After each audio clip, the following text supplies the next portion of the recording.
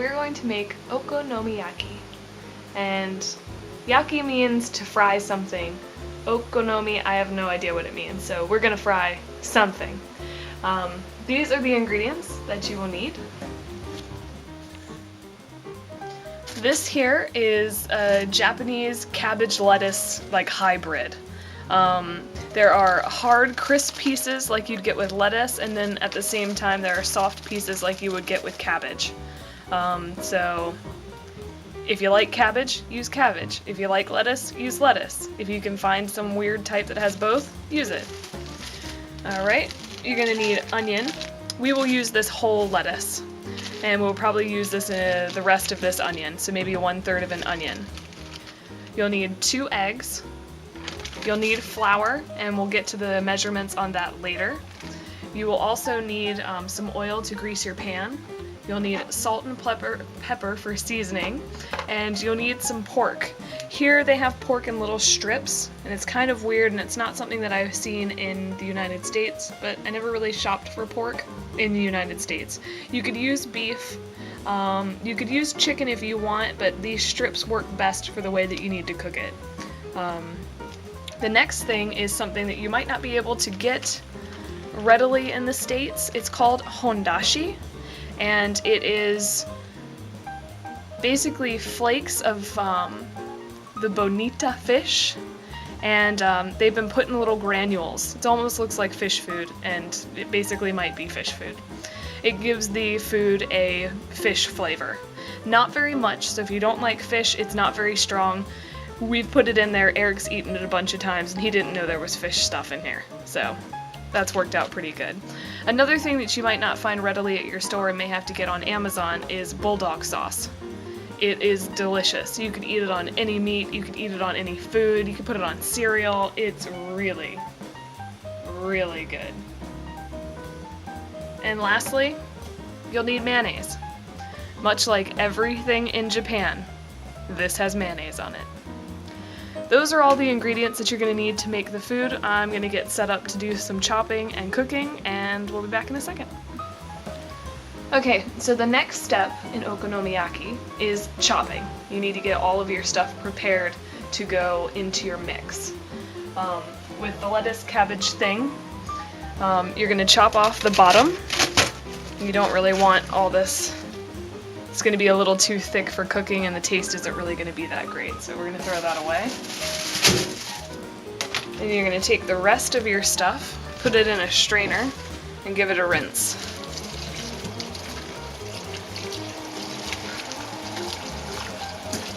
And here you can see cabbage-like, lettuce-like. So I don't know how this was made, but this is what ended up happening. You'll need another bowl. You will take your pieces, and you want to cut lengthwise. And then you're making like inch cuts now, going back down. So you'll have inch pieces of lettuce cabbage.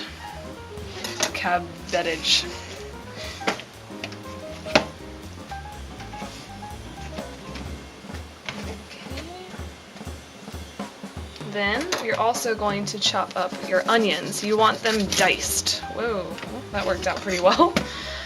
And I'm not the best at cutting onions, so we'll do one and then we'll stop the video and everyone can analyze it and tell me why I'm doing this badly.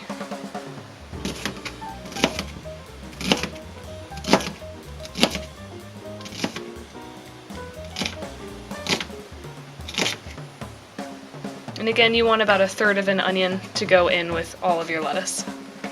Might be a little bit more than's necessary, but it tastes really good, so it's not bad. The next thing, I want to show you how the meat is. In Japan, they sell these really flat slivers, and this is what it looks like.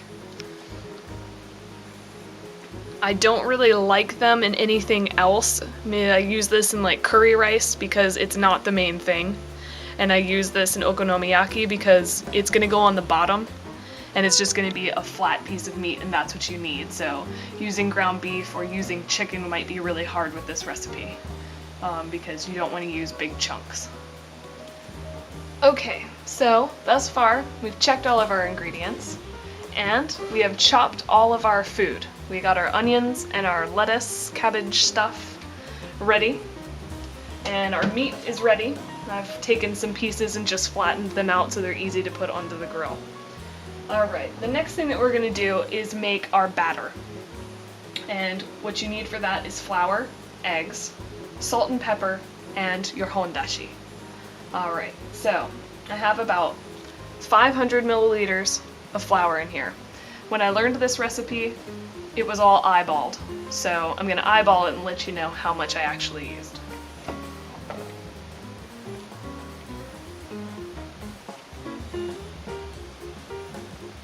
All of it. 500, so that's pretty good. That's all I had left, so if we had not had enough, this video would be over. Or really bad food would be had. Okay, so we've got all of our flour in there. We're gonna knock our eggs in there. I'm really bad at eggs.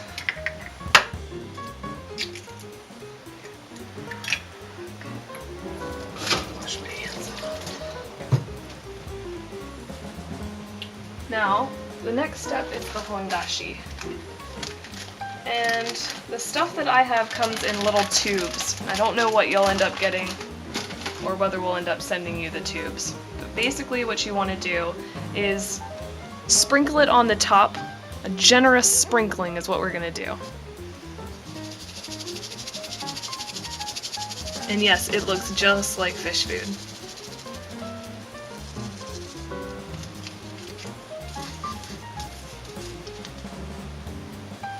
And that's looking pretty good.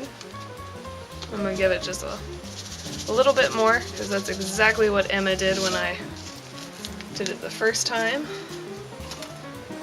Salt. I guess you could say it's about a tablespoon. What I think I put in. Could be wrong, but I'm pretty sure it's a tablespoon. I just kind of fill the palm of my hand. Good bit.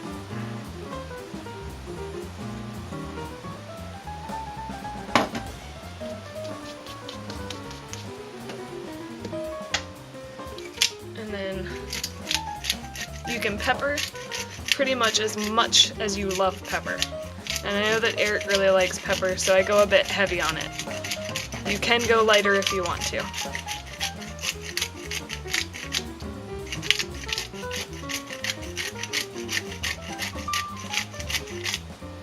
Okay. So now all your batter ingredients are together. The only other thing you need is water. And again, this is kind of an eyeballing thing.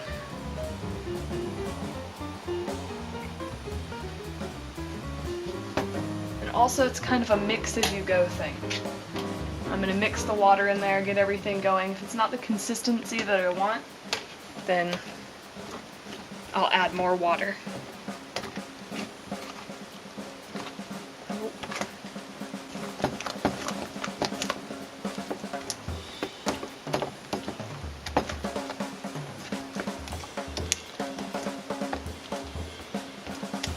I would say this consistency looks a little bit too thick. We're not trying to make muffins here. We're just trying to have a little, like a thin batter. So just a little bit more water. Spray some of that out by accident. And you kind of want to push it against the side to work out some of the lumps.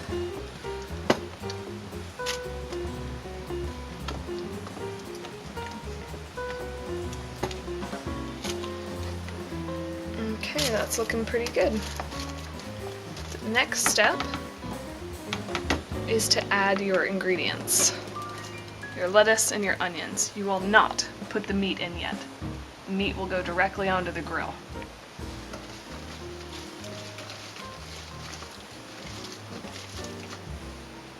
You're going to want to add a little bit at a time, mainly because you got to work it in. Maybe you put the whole thing in there, it's going to be all over the counter. Not good. Emma's going to be so proud of this video. Okay. Alright, we're going to get the grill warmed up, and then we'll be on to the next step. Okay, so you're going to turn on your burner, and you want to put it on kind of a low heat. Maybe like low, medium, somewhere in the middle there. And I've added about maybe a tablespoon of oil to the pan. You want to let your pan heat up and spread your oil around.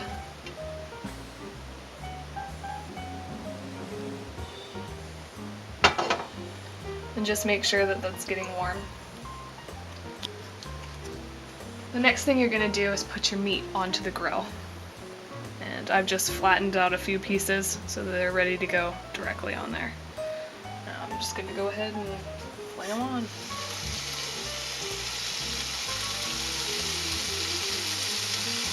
The pork's going to cook a little bit. It's going to get a little bit white. And you're going to make sure that this is the consistency that I've come to. Everything's covered pretty well. I'm going to plop some spoonfuls of this onto the grill. You kind of want the soupiest stuff that you can get, because all the stuff's going to go to the bottom, so scoop down to the bottom and get real nice and soupy.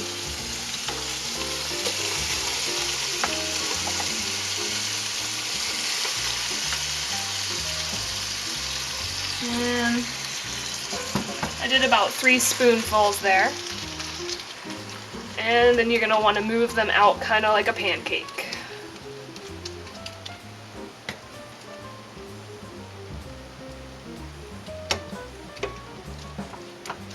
If you are too thick at this point with your food, it will not become crunchy. It will get soupy and not good. It will be very chewy. So the thinner you can get your layer, the better. But you don't want to like sit here and go crazy over it. I think that that layer's pretty good, and you'll end up filling your entire pan to the edges. The amount that we've made usually makes about 2.5 to 3 pancake-sized okonomiyakis, and it takes a good while for this to cook on the burner. It is literally going to be on there, just this one, for about 10 to 20 minutes. And that's a flip in the middle. So it'll sit there for about 5 minutes. You'll flip it, and yeah. So it takes a long time for it to cook. If you've got 2 grills that you can use at one time, do it. You can all eat at the same time maybe. So we usually cook one and we both share it, and then cook another and we both share it. So then if I screw up on the first one by making it really chewy and gross, I still get the one that's better in the end.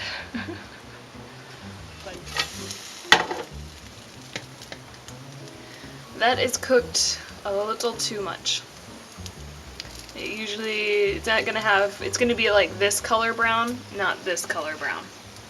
But that means this is crunchy, and that's good, so it's really not bad. So your okonomiyaki is completely cooked. Put it on a plate, and then you're going to use mayonnaise and Bulldog Sauce to make it taste amazing. My rule is that the mayonnaise does the crisscrossing back and forth. And yes, for some of the Americans out there, you're gonna think that that's really gross, but it turns out really good because the mix of the Bulldog sauce and the mayonnaise is incredible. And the Bulldog sauce does the spiral. Get up on those edges. And that is okonomiyaki, and I'm hungry.